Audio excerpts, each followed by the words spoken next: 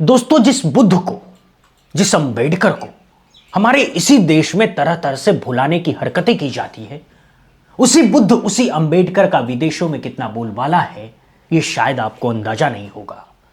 इस बार की अंबेडकर जयंती बहुत ही ज्यादा स्पेशल होने वाली है, क्योंकि जहां एक तरफ उत्तर प्रदेश की सरकार अंबेडकर साहब की मूर्तियों को पूरे प्रदेश में लगवाने का फरमान जारी कर चुकी है, वहीं दूसरी तरफ जेएनयू कैंपस और ग्वालियर में हाई कोर्ट में भी अंबेडकर जी की मूर्ति को लगाने का मुहिम भी तेज हो गई है। अमेरिका से लेकर कनाडा तक जय भीम का नारा गूंज रहा है। क्या यह चंद्रशेखर आजाद की मुहिम का असर है? आज की यह चर्चा केवल भारत तक सीमित नहीं है, बल्कि पूरी दुनिया से जुड़ी हुई है दोस्तों, क्योंकि इस बार डॉक्टर भीमराव अंबेडकर जी की जयंती पर जो होने जा रहा है, उसने वैश्विक स्तर पर हलचल मचा दी है।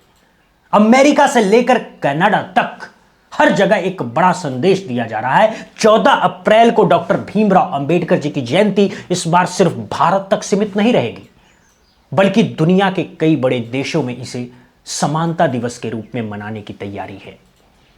खास बात यह है कि अमेरिका जैसे शक्तिशाली देशों में अलग अलग राज्यों के मेयर स्तर पर इस दिन को मनाने के आदेश जारी किए जा रहे हैं और सोशल मीडिया पर इसके दस्तावेज तेजी से वायरल हो रहे हैं। दोस्तों, यह भी दावा किया जाता है कि इस दिन कई जगहों पर सरकारी दफ्तरों और शैक्षणिक संस्थानों में अवकाश जैसी स्थिति देखने को मिल सकती है। इस पूरे घटना को चंद्रशेखर आजाद की उस मुहिम से जोड़कर देखा जा रहा है, जिसमें वो लगातार देश विदेश में अंबेडकरवादी विचारों को उठाते हुए नजर आ रहे हैं। दोस्तों, आपको याद होगा कि पिछली बार अंबेडकर जयंती के दौरान चंद्रशेखर आजाद अमेरिका में मौजूद थे और वहां के कार्यक्रमों में शामिल हुए थे, और अब कहा जा रहा है कि उसी संपर्क और लगातार प्रयासों का असर है कि आज अंबेडकर जयंती वैश्विक स्तर पर और अधिक मजबूती से मनाई जा रही है। केवल अमेरिका ही नहीं, बल्कि कनाडा, यूनाइटेड किंगडम, ऑस्ट्रेलिया और दक्षिण अफ्रीका जैसे देशों में भी बाबा साहब की विचारधारा को लेकर बड़े आयोजन किए जा रहे हैं और कई जगहों पर उनकी प्रतिमाएं स्थापित की जा रही है। इसी बीच भारत में भी इस मुद्दे पर राजनीति तेज हो गई है। दोस्तों, चंद्रशेखर आजाद ने संसद में 14 अप्रैल को राष्ट्रीय पर्व घोषित करने की मांग रखी।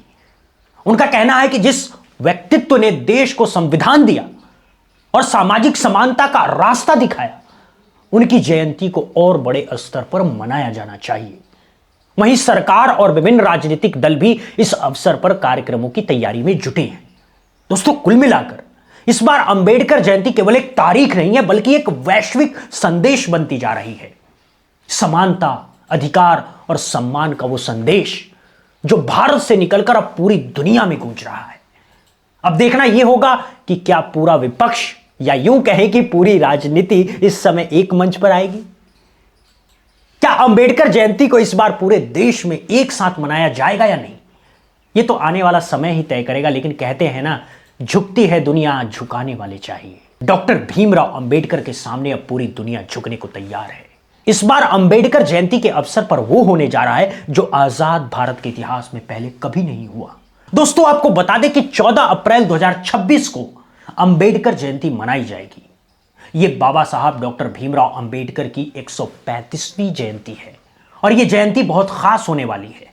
बाबा साहब की जयंती इस बार न केवल देश में, बल्कि पूरी दुनिया में, अमेरिका में भी मनाई जाएगी। इस बार अंबेडकर जयंती पर कुछ अनोखे और ऐतिहासिक फैसले लिए गए हैं। आपको बता दें कि इस दिन राष्ट्रीय अवकाश रहेगा। देश की सबसे बड़ी अदालत सुप्रीम कोर्ट में कोई कामकाज नहीं होगा। सुप्रीम कोर्ट बंद रहेगा, सभी जांच एजेंसियां बंद रहेंगी, कोई भी बैंक नहीं खुला रहेगा, कोई भी स्कूल नहीं खुला रहेगा, अस्पताल भी बंद रहेंगे। हालांकि आपातकालीन सेवा जारी रहेगी। इस बार अंबेडकर जयंती पर ऐसे फैसले लिए गए हैं जो पहले कभी नहीं लिए गए। खबर यह भी आ रही है कि देश के सबसे प्रतिष्ठित विश्वविद्यालय जेएनयू, जवाहरलाल नेहरू यूनिवर्सिटी में बाबा साहब की मूर्ति लगेगी। जी हां, बिल्कुल सही सुन रहे हैं आप, जेएनयू में बाबा साहब की मूर्ति लगने वाली है। दोस्तों, यह खुशखबरी प्रख्यात समाजशास्त्री प्रोफेसर विवेक कुमार ने दी है, जो खुद एक अंबेडकरवादी विचारक हैं।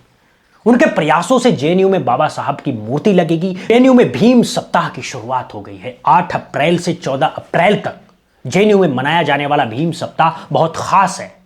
क्योंकि इसमें विश्वविद्यालय के छात्र, प्रोफेसर, कर्मचारी, अधिकारी और शोधार्थी सभी अपनी अपनी राय रखते हैं। एक मंच सस्ता है और अंबेडकर के विचारों पर हर कोई अपनी बात रखता है।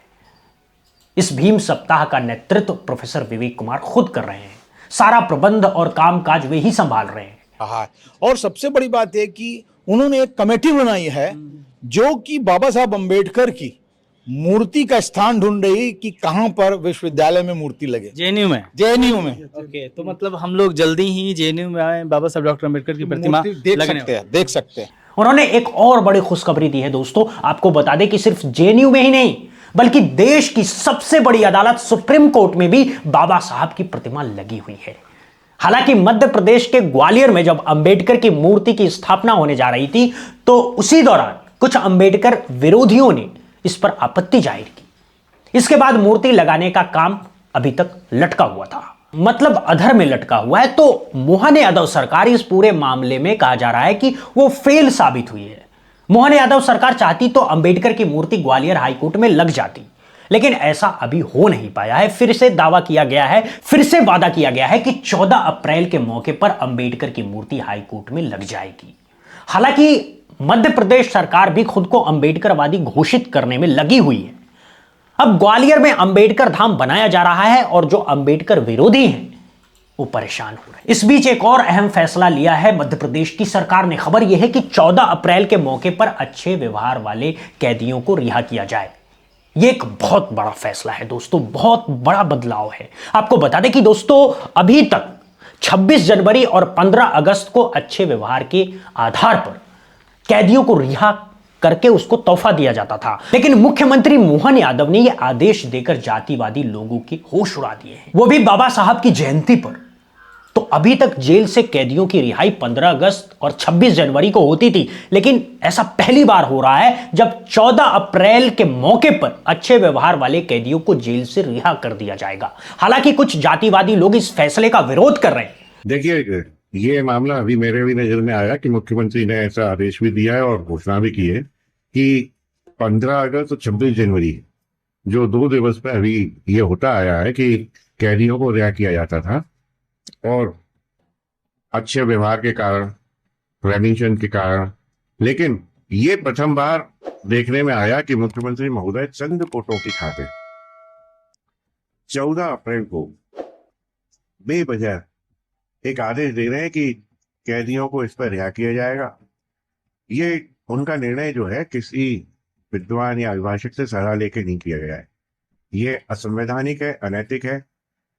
जब हम गांधी जी के जन्म दिवस पर नहीं छोड़ सकते किसी पाए आज तक किसी को, किसी तीज त्योहार पर नहीं छोड़ सके, तो ये छोड़ने का विषय क्या था? स्वतंत्रता दिवस पर छोड़ते, गणतंत्र दिवस पर छोड़ते, तो ये निर्णय उनका असंवैधानिक है और इसको हम न्यायालय के समक्ष लेके जरूर जा रहे हैं और उस पर शीघ्र ही हम और आपने विरोध का स्वर भी देखा कि कौन से वो लोग हैं, किस तरह के वो लोग हैं जो इस फैसले का विरोध कर रहे हैं। इस फैसले का विरोध वही लोग कर रहे हैं जो बाबा साहब से नफरत करते हैं, संविधान से नफरत करते हैं, जिनको आरक्षण से, संविधान से, बाबा साहब से दिक्कत है। वही मोहन यादव सरकार के इस फैसले का विरोध कर रहे हैं। दोस्तों इस दौर में एक बहुत बड़ा बदलाव देखने को मिला। खासतौर से बीजेपी सरकार इस समय न सिर्फ फूले जयंती मना रही है बल्कि अंबेडकर जयंती भी पूरे जोश खरोश के साथ मना रही है। मध्य प्रदेश में अंबेडकर धाम बन रहा है और उत्तर प्रदेश में आपने सुना ही होगा खबर की विधानसभा में 10 अंबेडकर स्मारक बनाए जाएंगे। वहीं दिल्ली में 6000 जय भीम दीप जलाए जा रहे हैं। वो खबर भी हमने आपको दिखाई थी। 6000 जय भीम दीप जलाए गए हैं और मुख्यमंत्री रेखा गुप्ता ने इसका नेतृत्व किया। खुद वो जय भीम जय भीम जय भीम के नारे लगा रही हैं। मोहन यादव सरकार भी जय भीम कह रहे हैं। तो मोदी सरकार यानी बीजेपी सरकार ना सिर्फ फूले जयंती मना रही है बल्कि वो अब खुद को अंबेडकरवादी घोषित करने में लगी हुई है।